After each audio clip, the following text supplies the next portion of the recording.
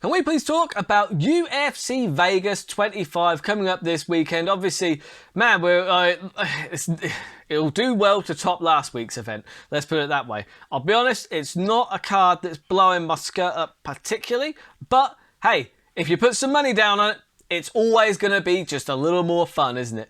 So at the moment, I am filming this on the Thursday, right? So because I need to get it out on the Friday early. So unfortunately, Sky Bet don't have the odds on all the methods yet. So my bet is it's just on the win only. So that's all my predictions are going to be. So it's a bit of a cheat way of doing it, but either way. First one I want to look at is Giga Chikadze against Cub Swanson.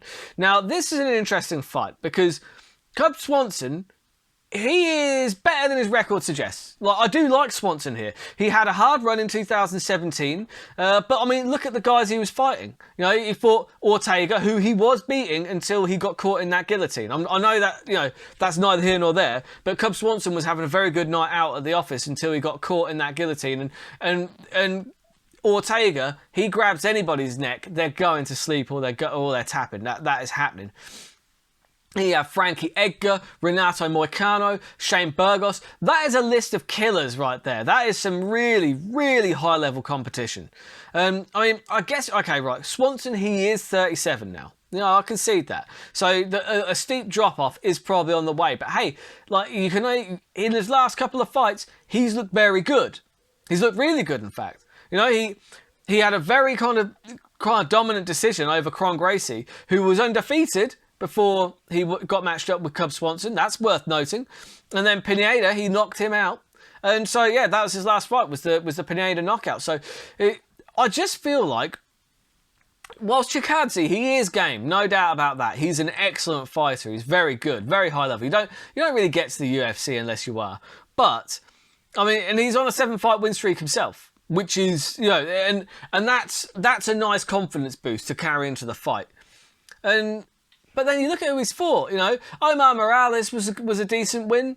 But other than that, there's really, there are no big names on that record whatsoever. So he hasn't been fighting the kind of competition that Cub Swanson's been fighting. So Swanson might have a patchy record over the last few years, but he has been fighting some of the best guys in the division. And Chikadze, he might be on that level, but we don't know yet. So all we can go with is what you know, Joe. And also, you look at the trends, how the fighters are going, because obviously Chikadze, he's on a 7-fight win streak. That's a hell of a roll. He is rolling. But Cub Swanson's also coming off a knockout win. So he's got the momentum as well. And I just feel like, experience-wise, Cub Swanson's got the edge there. And in terms of fighting at a high level, I feel like Swanson's got that experience, whereas Chikadze is unproven. And it's that unproven entity, that is what I'm putting the money on here. Because Cub Swanson, he is an underdog at 2.25. So, because we just don't know how good Chikadze is yet, he might be the best person in that division one day. We don't know yet. You know, that's all speculation and hearsay. But what we do know for the time being is that Cub Swanson has faced better competition, he's been around longer, and he's coming off of a very impressive knockout win. 2.25 underdog, I'm having a go on that. That's going on the bet slip. You've got Merab Dvalishvili taking on Cody Stamann. Now, this one, I mean, thing is, right, Dvalishvili, I'm a huge fan of his. I mean, he's an absolute beast, if not a little bit unspectacular, right?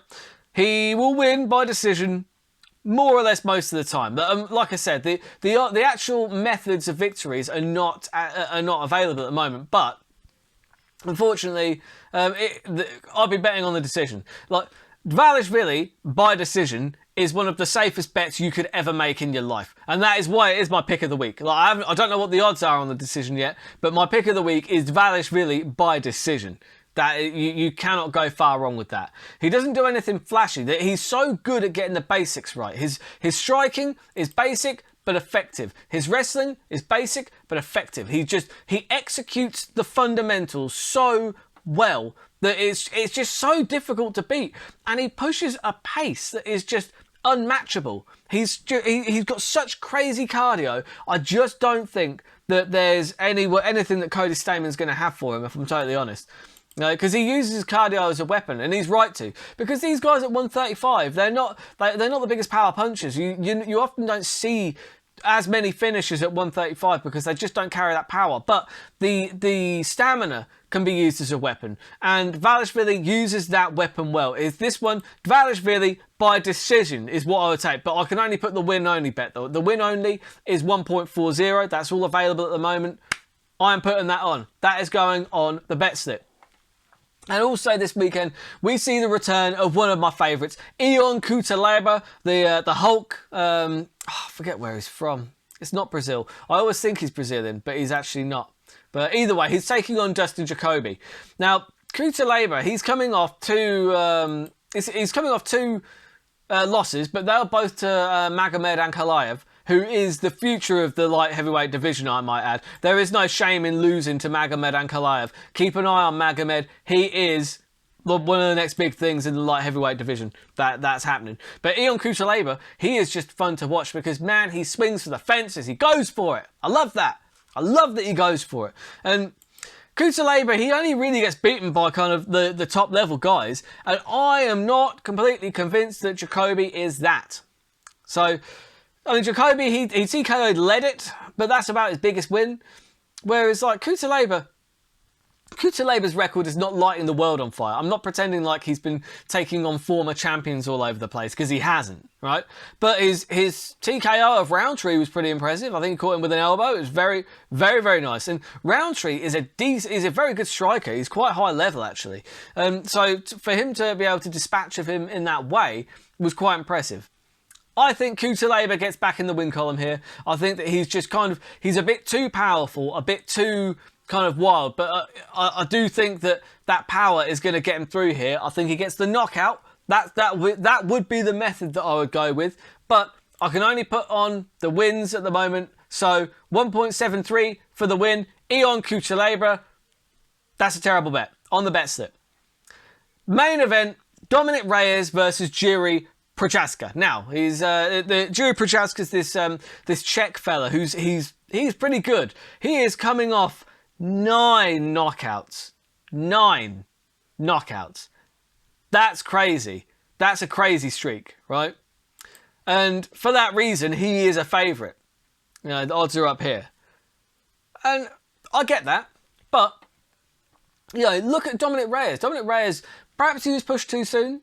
Because, like, you know, he is on a losing skid. Well, you know, they can call it a skid, but it's not really. He lost to John Jones and Jan Blachowicz. Do you know what I mean? He lost to the greatest pound for pound all time and the current light heavyweight champion. So it's hardly a skid, is it? Do you know what I mean? And look at how good he looked against Jones.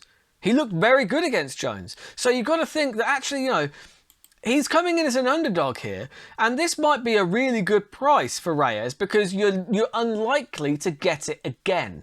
If he performs well. But in fact, that price isn't going to be available again. I'll tell you why. Because if he loses, he's probably done. He probably gets his walking papers, right? If he wins, you're not getting Reyes as an underdog again. Not until he fights somebody like John Jones or, you know, in that kind of caliber. Because it's just not happening. So this is a really fantastic opportunity, I think, to get some money on Reyes whilst the odds are longer than they should be. Because, don't get it twisted, Dominick Reyes is a hell of a fighter. He is very good. Like you saw against Weidman, his striking was just so crisp and so perfect. And there's a lot of people that think that he beat John Jones. I mean, those people are idiots, but they still think it, you know? He didn't beat John Jones. He didn't do enough. You know, he lost the last 3 rounds, and that's that. Not discussing that anymore. Thank you. So yeah, Prochazka, I mean, he did most of his work in Rising. You know, he was the light heavyweight champion Rising. He beat King Mo, but with respect, in a matchup between Dominick Reyes and King Mo Lawal, who would my money go on? Reyes every time. Obviously. I think Reyes would beat the fuck out of King Mo. I mean, So other than that, on Prochazka's record, like, who's he beaten? CB Dollaway? He most recently, he knocked out Ozdemir, didn't he? He knocked out Ozdemir, which is a good win. But Ozdemir is one of those guys, he's either very hot or very cold. He's I don't know. He either turns up or he doesn't. And, yeah, so whilst his last 9 are by knockout, I think Reyes, you've got, you know, Only 6 of Reyes' 14 fights were outside of the UFC. He's been fighting against the best guys for quite some time because he got pushed into, because he was good enough, he was talented enough where people thought, yeah, we can push him into these kind of divisions and give him these kind of opponents.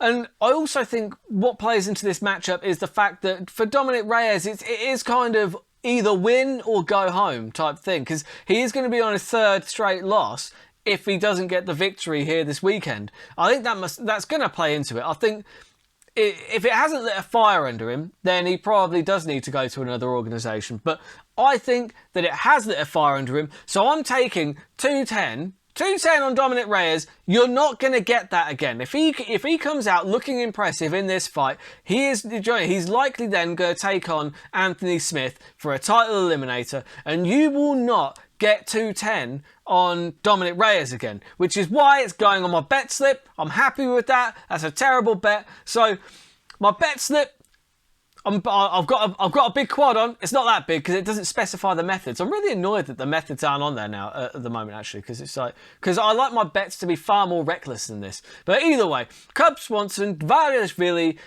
Ion Kuta and Dominick Reyes all to win is 11.43, which is about 10.5 to 1. Beautiful. Have a couple of quid on that all day. So yeah. Like I said, not the most star-studded fight card, but it should be an entertaining watch for a Sunday morning with my bacon and my coffee. So, on Wednesday, we're going to see how all these bets got on. We're going to go through all like the news. I'm sure there's going to be lots of Conor McGregor and Usman-related stuff that's been going on that I'm going to have a little look at, do that in a nice, entertaining way. That's just going to be over on the Patreon. So, yeah, until next week, keep those odds long and those bets terrible.